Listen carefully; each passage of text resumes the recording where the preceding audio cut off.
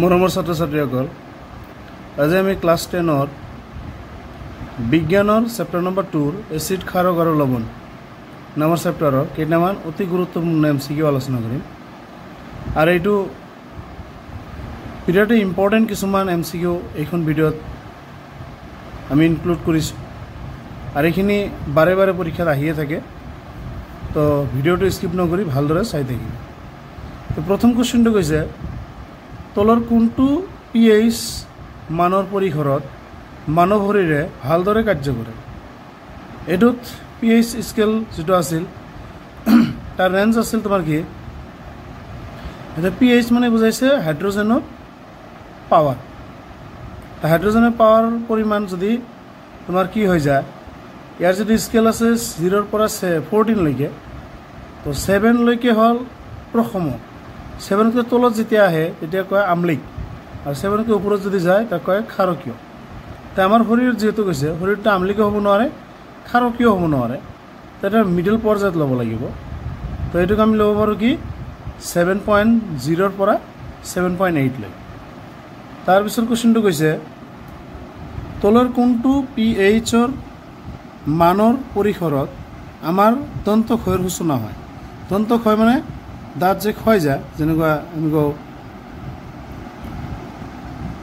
দাঁত ভাঙি যায় কিছুমান আছে যে দাঁত একদম মানে বিষাই থাকে সেইটো কিয় হয় এইটো হয় pHৰ ৰেঞ্জৰ কম বেছিতে এচিডিটি যদি বাঢ়ি যায় তেনেহ'লে ইয়াৰ যিটো ৰেঞ্জ আছিল pHৰ এইটো আছিল 5.5তকৈ কম। নেক্সট কুৱেশ্যনটো আছে চৰাত পাতৰ শুঙে বিন্ধিলে তলৰ কোনটো এচিড নিঃসৰিত হয়।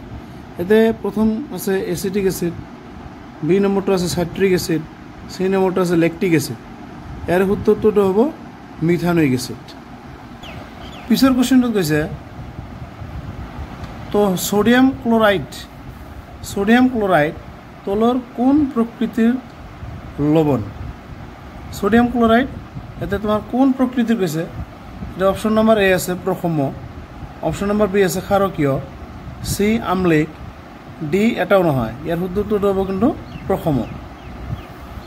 নেক্সট এবিধ তীব্ৰ এচিড আৰু এবিধ মৃদু ক্ষাৰকৰ বিক্ৰিয়াৰ ফলত উৎপন্ন হোৱা লৱণৰ প্ৰকৃতি কেনেকুৱা হ'ব।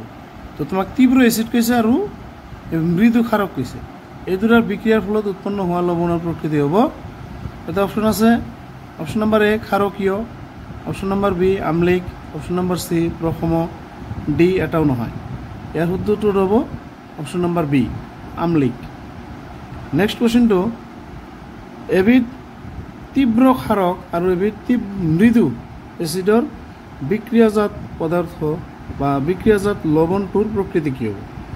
অপশ্যন নম্বৰ এ ক্ষাৰকীয়, অপশ্যন নম্বৰ বি প্ৰসম, অপশ্যন নম্বৰ চি আমলিক, ডি এটাও নহয়। ইয়াৰ উত্তৰটো হ'ব কিন্তু ক্ষাৰকীয়।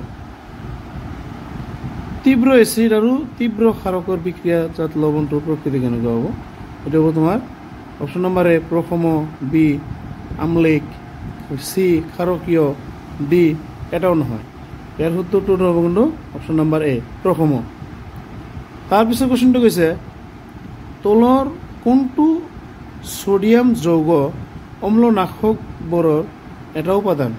দেখি আছে option number A sodium hydroxide, option number B sodium hydrogen carbonate, option number C sodium carbonate, option number D bleaching powder. ইয়াৰ উত্তৰটো হ'ব ছডিয়াম হাইড্ৰজেন কাৰ্বনেট। ইয়াক বেকিং ছ'ডা বুলিও কোৱা হয়। ইয়াৰ আৰু এটা নাম আছে ছডিয়াম বাইকাৰ্বনেট বুলিও কোৱা হয়। তো নেক্সট 9 নম্বৰ কুৱেশ্যনটো কৈছে তলৰ কোনবিধ যৌগক পানীৰ স্থায়ী কঠিনতা দূৰ কৰিবলৈ ব্যৱহাৰ কৰা হয়। এটা অপশ্যন নম্বৰ এ আছে কাপোৰ ধোৱা ছ'ডা, অপশ্যন নম্বৰ বি আছে baking soda, option number C আছে sodium hydroxide, option number D আছে ব্লিচিং পাউডাৰ। তো ইয়াৰ উত্তৰটো হ'ব অপশ্যন নম্বৰ এ কাপোৰ ধোৱা ছ'ডা।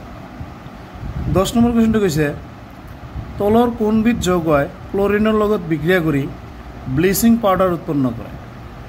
কোনবিধ যৌগই ক্লৰিনৰ লগত বিক্ৰিয়া কৰি ব্লিচিং পাউডাৰ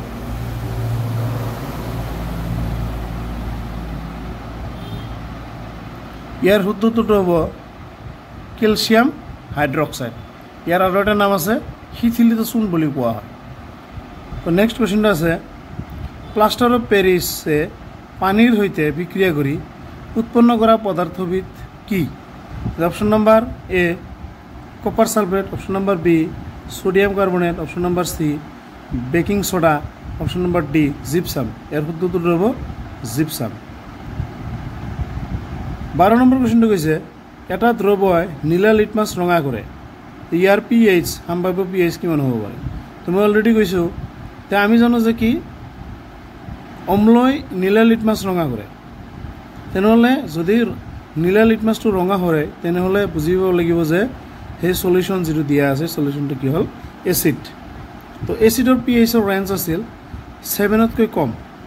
তাতে তুমি যিখিনি ইয়াতে অপশ্যন দিয়া আছে অপশ্যন নম্বৰ এ আছে 1, অপশ্যন নম্বৰ বি আছে 7, অপশ্যন নম্বৰ চি আছে 8, অপশ্যন নম্বৰ ডি আছে 10। তো ইয়াৰ শুদ্ধ উত্তৰটো হ'ব অপশ্যন নম্বৰ এ 1। কুৱেশ্যন নম্বৰ 13 তলৰ কোনবিধ যৌগ উত্তপ্ত কৰি সোডিয়াম কাৰ্বনেট পাব পাৰি? এটা আছে কি এটা অপশ্যন নম্বৰ এ আছে শিথিলিত চূণ, অপশ্যন নম্বৰ বি আছে baking soda, option number C আছে জিপছাম, অপশ্যন নম্বৰ ডি আছে প্লাষ্টাৰ অফ পেৰিছ। ইয়াৰ শুদ্ধ উত্তৰটো হ'ব বেকিং সোডা। 14 নম্বৰ কুৱেশ্যনটো কৈছে ক্ল'ৰ এলকালি পদ্ধতিত উৎপন্ন হয়। এতিয়া ক্ল'ৰ এলকালি, ক্ল'ৰ মানে ক্ল'ৰিন, এলকালি মানে খাৰ। এইটোত এটা যদি ইয়াৰ বিশ্লেষণ কৰিব খোজোঁ তেতিয়া ব্ৰাইন নামৰ এটা সলিউশ্যন মানে সোডিয়াম ক্ল'ৰাইডৰ এটা দ্ৰৱ থাকিব। ইয়াৰ মাজত যেতিয়া আমি বিদ্যুৎ পৰিবাহিত কৰোঁ তেতিয়া কি হয় তোমাৰ সোডিয়াম হাইড্ৰক্সাইড মানে এটা খাৰ উৎপন্ন হ'ব আৰু ক্ল'ৰিন নামৰ এটা গেছ উৎপন্ন হ'ব, যাৰ ফলত ইয়াক ক্ল'ৰ এলকালি বুলি কোৱা হয়। তো ইয়াতে দেখা যায় আছে অপশ্যনত সোডিয়াম হাইড্ৰক্সাইডো আছে, ক্ল'ৰিনো আছে, হাইড্ৰজেনো আছে। তেনে ওপৰৰ আটাইকেইটা, ইয়াৰ আনচাৰটো হ'ব ওপৰৰ আটাইকেইটা। 15 নম্বৰ কুৱেশ্যনটো কৈছে এচিড বৰষুণৰ pHৰ মান পৰিসৰ কিমান? এচিড বৰষুণ কৈছে ইয়াৰ pHৰ পৰিসৰ হ'ব এটা অপশ্যন আছে এ 7.0 পৰা 7.8, বি আছে 0, চি আছে 5.6তকৈ কম আৰু ডি আছে 5.6তকৈ বেছি। তো ইয়াৰ উত্তৰটো হ'ব 5.6তকৈ কম। ইয়াৰ পৰৱৰ্তী কুৱেশ্যনটো আছে 16 নম্বৰ এচিড আৰু খাৰ ধাতুৰ মাজত বিক্ৰিয়া উৎপন্ন হয় কি হয়? Option number A carbon dioxide, option number B hydrogen, option number C nitrogen, option number D oxygen. তো আমি জানো এচিডে ধাতুৰ সৈতে বিক্ৰিয়া কৰিলে সাধাৰণতে কি হয় হাইড্ৰজেন গেছ উৎপন্ন হয়। তো এৰ এনচাৰটো হ'ব হাইড্ৰজেন গেছ। নেক্সট কুৱেশ্যনটো আছে এচিডে ধাতৱ কাৰ্বনেট বা হাইড্ৰজেন কাৰ্বনেটৰ লগত বিক্ৰিয়া কৰিলে উৎপন্ন হয় গেছটো। Option number A nitrogen, B hydrogen, C carbon dioxide, D sulphur dioxide. ইয়াৰ উত্তৰটো হ'ব carbon dioxide. Soda acid অগ্নি নিৰ্বাপক যন্ত্ৰত ব্যৱহাৰ হোৱা সোডিয়াম যৌগটো হ'ল বেকিং সোডা। 19 নম্বৰ কুৱেশ্যনটো কৈছে বৰাক্স উৎপন্ন কৰিবলৈ ব্যৱহাৰ হোৱা সোডিয়াম যৌগবিধ হ'ল। বৰাক্স উৎপন্ন কৰিবলৈ ব্যৱহাৰ হোৱা সোডিয়াম যৌগটো হ'ল কাপোৰ ধোৱা soda. Option number question number আছে 20 তলৰ কোনবিধ এবিধ প্ৰাকৃতিক সূচক নহয়? ইয়াতে কিছুমান আছে লিটমাছ, হাইড্ৰেঞ্জিয়াৰ পাহি, মিথাইল অৰেঞ্জ, হালধি। তো ইয়াতে বাকী তিনিটা এ বি ডি এইকেইটা প্ৰাকৃতিক আৰু চি এইটো আছে মিথাইল অৰেঞ্জ, এইটো মানুহে বনোৱা, এইটো হ'ব তোমাৰ কৃত্ৰিম সূচক। তোমাক কৈছে প্ৰাকৃতিক সূচক নহয় মানে শুদ্ধ উত্তৰটো হ'ব অপশ্যন নম্বৰ চি।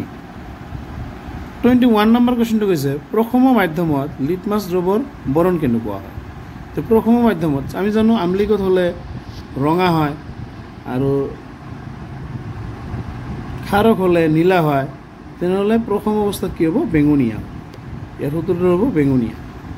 22 নম্বৰ কুৱেশ্যনটো কৈছে তলৰ কোনবিধ সাংশ্লেষিক সূচক?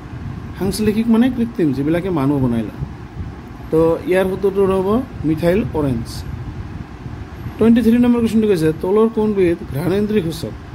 ঘ্ৰাণেন্দ্ৰিক সূচক মানে যিবিলাক সূচক আম্লিক আৰু ক্ষাৰকীয় মাধ্যমত গন্ধৰ পৰিৱৰ্তন ঘটায় তাক কি বুলি কোৱা হয় ঘ্ৰাণেন্দ্ৰিয় সূচক বুলি কোৱা হয়। তো ইয়াৰ সূত্ৰটো হ'ব এটা হালধি আছে এইটো এটা প্ৰাকৃতিক সূচক, লিটমাছ এটা প্ৰাকৃতিক সূচক, ফিনলফথেলিন এইটো কৃত্ৰিম সূচক, কিন্তু এই পিঁয়াজ যে আছে এইটো হ'ল তোমাৰ ঘ্ৰাণেন্দ্ৰিয় সূচক। তো আজিৰ ভিডিঅ' এইখিনিতে সমাপ্ত কৰিলোঁ। ইয়াৰ বাকীখিনি পাৰ্ট আমি ইয়াৰ ছেকেণ্ড পাৰ্টত আনিব যত্ন কৰিম। তো ভিডিঅ'টো ভাল লাগিলে লাইক কৰিবা, কমেণ্ট কৰিবা আৰু আমাৰ চেনেলটো ছাবস্ক্ৰাইব কৰি ৰাখিবা।